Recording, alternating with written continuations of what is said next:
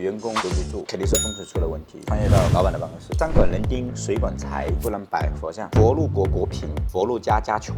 我说你最近应该亏了一笔钱。王兴他又跟员工坐一起，一定是风水的布局，有何玄机？趋吉不避凶啊！青龙为是厕所，青龙饮水变成了青龙假席。哇，他就说这个世界上太多的假的东西。今天我能够听到导演老师说这一番话，很荣幸。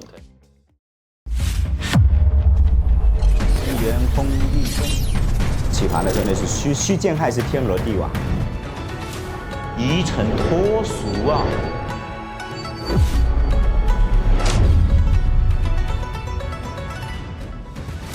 ！Hello， 大家好，我是道元。Hello， 大家好，我是子耀。道元老师啊，前一阵子呢，有一个做电商的老板是我的朋友，他说呢，搬了新办公室以后，刚开始的时候业绩还行，结果啊，3个月之内走了2、3个核心员工，搞得他整个人很焦虑，有点抑郁了。他甚至怀疑是不是新办公室的风水出了问题。那么上一次呢，我们讲的这个企业风水，包括楼运啊，包括里面的这个楼层啊。那这一集我们重点能不能讲一讲老板的风水怎么布？好啊，我们现在就穿越到老板的办公室，好不好？好啊。其实实际上呢，就是员工如果留不住，那肯定是风水出了问题。对，因为山管人丁，水管财，也就是说从外部的形状，那么你老板坐的那个位置可能悬空啦，可能后面没有靠山啦，那么造成就是人丁不兴旺了，人越容易流失呢。这里我讲一个案例了。好啊，这个企业也还蛮出名的，叫好大夫。好大夫，对，他老板叫陆军辉。那我是去到陆总的办公室，其实他不是叫我去看风水的啊，他是我学生的一个朋友，有时候就会私下聚一聚，然后他就说啊，师傅你到好大夫这里来，然后我介绍一下陆总给你认识。那我觉得是认识一个有医疗资源的人，还蛮不错的，没错，然后我就去了，然后进入他的办公室，他就在里面就喝茶了啊。那我的学生就介绍，这是我师傅，陆总也是第一次见我了，他觉得啊，这么年轻的师傅怎么这么年轻？对啊，都看上去不像大师，胡子也没有啊，道士装也没穿，是吧？对，他说，哎呀，这是师傅吗？对啊，那就是怀疑这是师傅吗？对，啊，然后我也没说话了，对不对？我也没说话。他也知道我风水还蛮出名的，就是只不过是名号和这个人设对没办法画等号了。这么年轻。对，其实时间也不年轻啊，大家要了解的话也4张多了。对。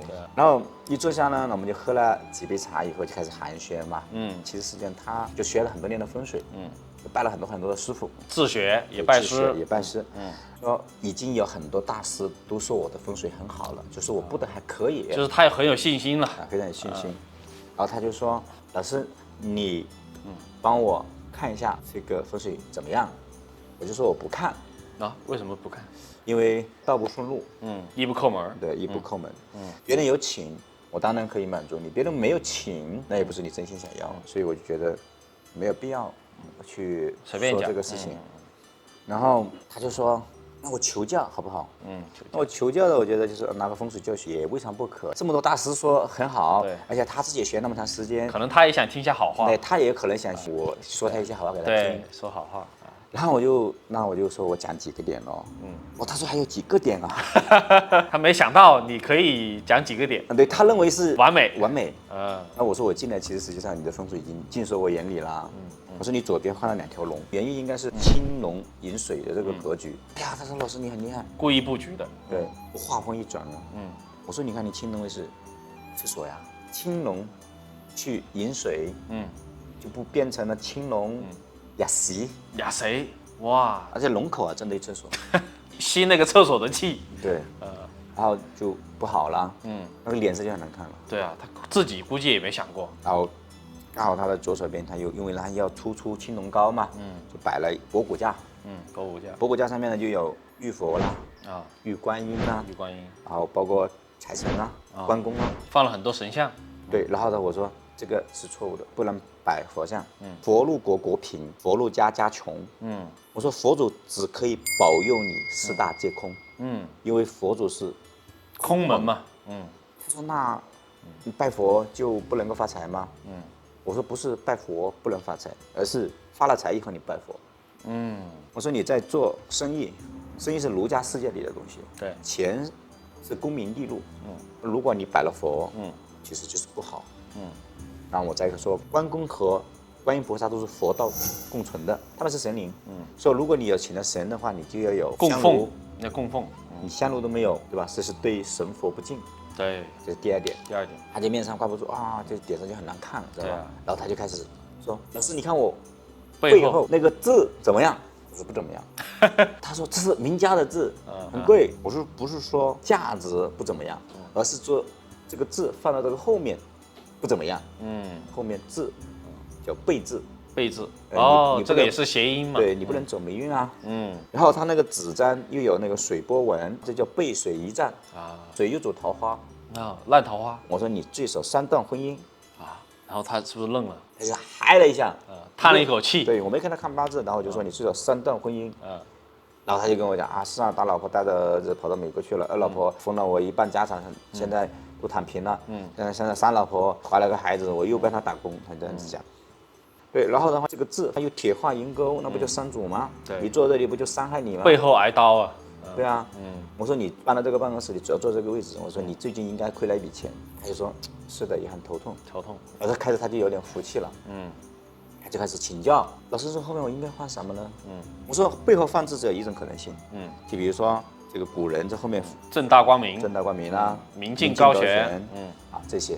它是高过一头领的，对，就相当于快到房顶了。对，然后我就告诉他，我说你后面如果要放，只能放万里长城，旭日东升，见山不见水，可以有云，可以有雾，我跟他这样子讲完以后，他就说老师，我能不能请你看风水？我说我很贵，然后他说再怎么贵也不会比我损失来得多呀。那肯定，他们上市公司一个决策失误就几千万。就是对他来讲，就是如果看风水这是个小钱，没错。所以他自己也学那么长时间，对，所以他就说，其实这个世界上太多的假的东西了。他说今天我能够听到高远老师说这一番话，他说真的是很荣幸。对，也是一个他的运气吧。对，然后是一个改变的那个契机嘛。其实时间随便调一下就 OK 了。对，对吧？挪一个方位就可以了，对不对？听道元老师分享的这一个案例，我觉得真的很有启发，因为确实很多人呢，他以为他懂一点，然后又请教了别人，他就觉得他布得很好了，没想到随便一看就能发现到这么多的问题。然后呢，我也观察到一个现象啊，尤其是互联网公司，对，就是很多年轻的老板呢，喜欢跟公司的员工住在一起，因为扁平化办公嘛，就大家觉得好像老板很亲民，那是不是这样的方位就是可以的呢？其实我们看到很多的老板，扁平化管理也好了，亲民也好了，还是监视他们也好了，都不重要了，对吧？但其实最重要的是，我觉得就是这里面的风水。我举例，在互联网体系里面，你美团做得很大了，对，王兴其实不是一个很亲民的人啊，攻击性特别强的，但是他又坐在跟员工在一起，所以我讲他一定是风水的布局啊。哦，他就是那个办公室里面的最好的一个位置。你用奇门遁甲来看，它就是一个生门的位置，坐在一个生门方。对，他坐在那里就可以源源不断的财富过来。就是他那个位置是不能让别人去坐的了。我坐在很多的上市公司的老板的办公室，基本上的话，他有一个区域属于他自己，因为就是把那个办公室的那个风水布到极致，那个地方最旺他的，生气最旺的那个地方只属于他，其他人不能进来。那个套房里面，他可能还有一个小的会议室，或者是小的一个办公室做接待区的，就其他人都在这里，就避免一些闲杂人等去踩气。踩老板的气。对，踩老板的气。你王兴坐那个位置，如果让一个销售总监去坐那个位置，去做1个月以后，这个销售总监就想创业了。他就有这个勃勃的这个能量嘛，就吸收的能量嘛。对，因为坐在那个位置上面就有得到那个位置的这种加持。没错，就是这个好的风水对一个人的加持作用是至关重要的。对，然后在我们的风水里面，就是所有的所谓的这种风水的从业者、风水大师，风水的大师，不管你做10年、8年，还做多少年，然后你们一定在做一件事情，叫做趋吉避凶。这个词很常见。我不能说你们是错的。但是在我们家传承400多年的你们来讲，叫做趋吉不避凶啊，趋吉不避凶。对，这个我确实是第一次听到。为什么叫趋吉不避凶呢？对啊，有何玄机？我举一个例子，这个公司里面，如果我把它的吉吹到极致，凶把它全部砍掉，那么这个变成什么？物极必反了。哦，它就开始到一个极点，然后开始往下走了。因为天道既满嘛，你这个办公室的风水都到那么好了，然后只能开始走下坡路了。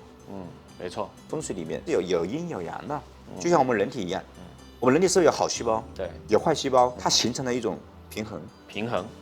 就是很多人不能理解，我们看到月亮圆了，其实它就要开始缺了，缺了之后我们就知道它一定会圆，所以我做风水就是说趋吉不避凶，除非是避灾。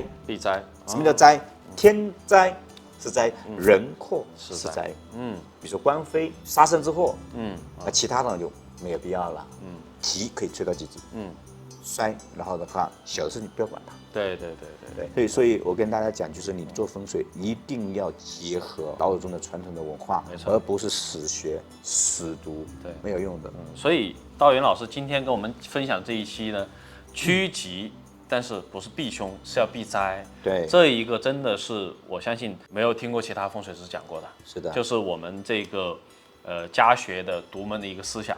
那我相信看了我们这期节目的朋友呢，其实你可能还会有其他的一些疑惑啊，还可能有一些这个问题啊不明白的，没关系。